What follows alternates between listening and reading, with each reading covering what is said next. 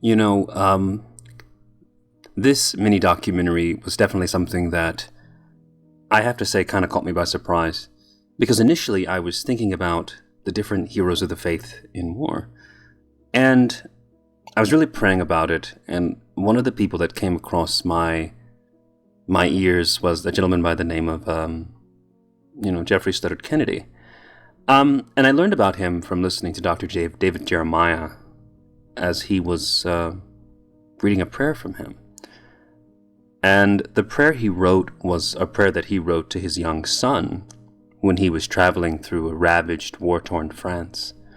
And when I heard that prayer, I was very moved by the words. And it definitely made me want to learn more about this man's life. And the prayer went something like this.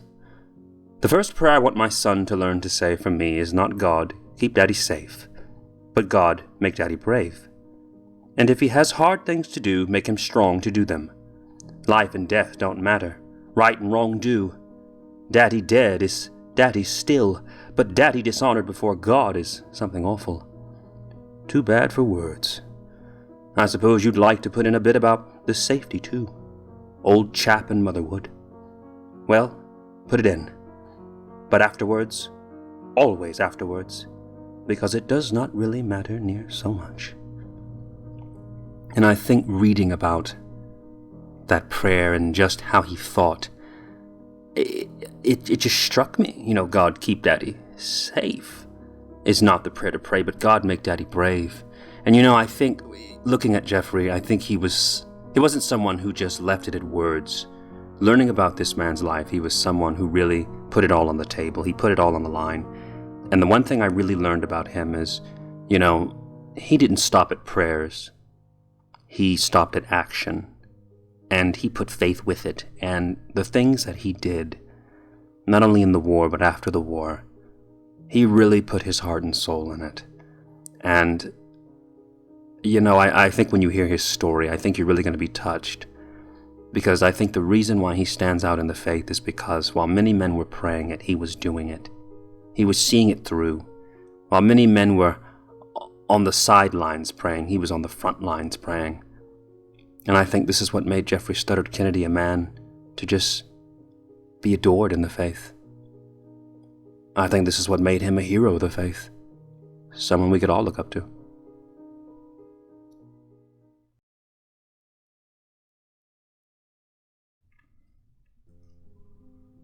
In 1929, at his funeral, crowds of more than 2,000 people lined the streets from St. Paul's, his old parish, to Worcester Cathedral.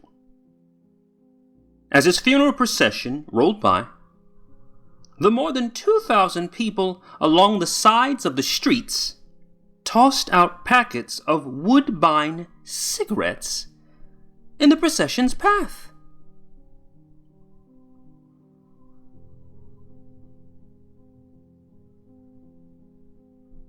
Geoffrey Studdert Kennedy, born in Leeds, England in 1883, was the seventh of 9 kids.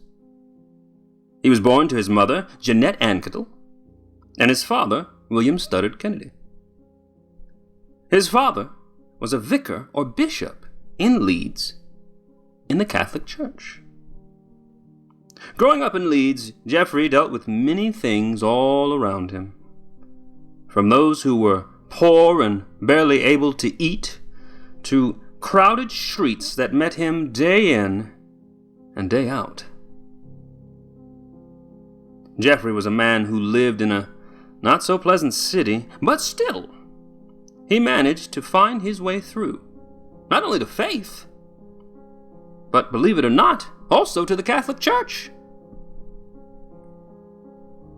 Interested in what his father did, Geoffrey, who graduated from Leeds Grammar School and Trinity College, made the decision to become a vicar at St. Paul's, Worcester. This decision of sacrifice, while difficult to make for some, would play a very important role in shaping the man Geoffrey Studdert Kennedy would become.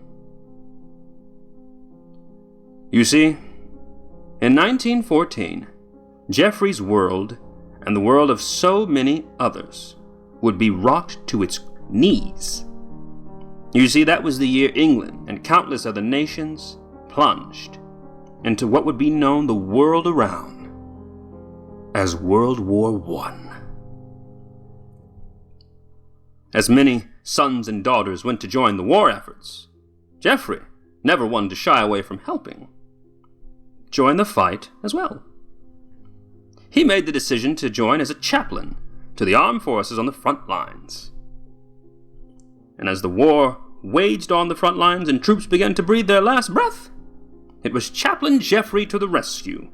Well, at least not in the way you think. Always one to have a cigarette on him, Geoffrey found that not only could he help the men find faith before they die, he could also help them find their last gasp, or as we say today, their last smoke.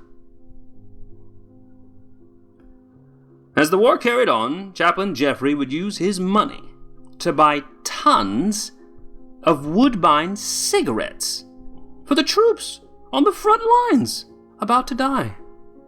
This act of faith and cigarettes became so well known among the countless troops in the battlefield that they soon gave him a new name, Woodbine Willie. As Geoffrey was handing out cigarettes and last rites, he was handed something of value for his dedication and sacrifice in 1917.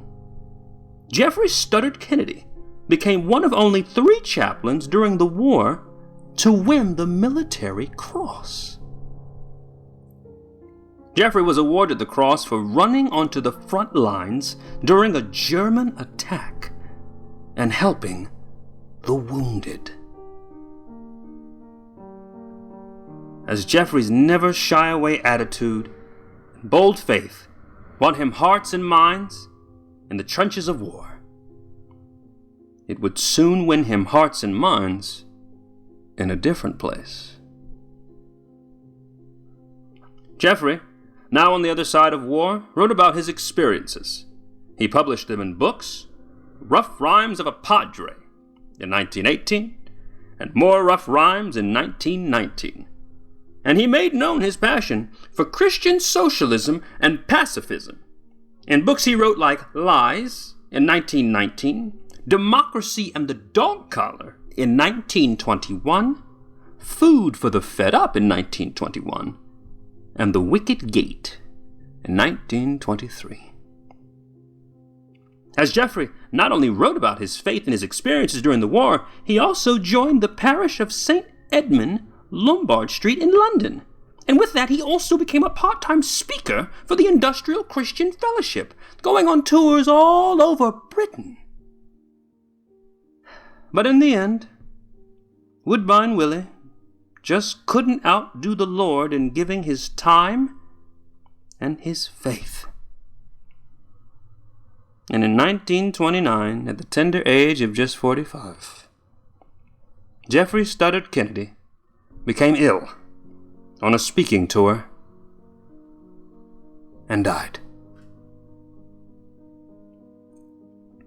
In 1929, at his funeral, crowds of more than 2,000 people lined the streets from St. Paul's, his old parish, to Worcester Cathedral. As his funeral procession rolled by, the more than 2,000 people along the sides of the streets tossed out packs of Woodbine cigarettes in the procession's path. While these people had many great things to think about when it came to good old Woodbine Willie, I also think you and I have something to think about. And it simply goes like this. Geoffrey Studdert Kennedy. Faith and cigarettes.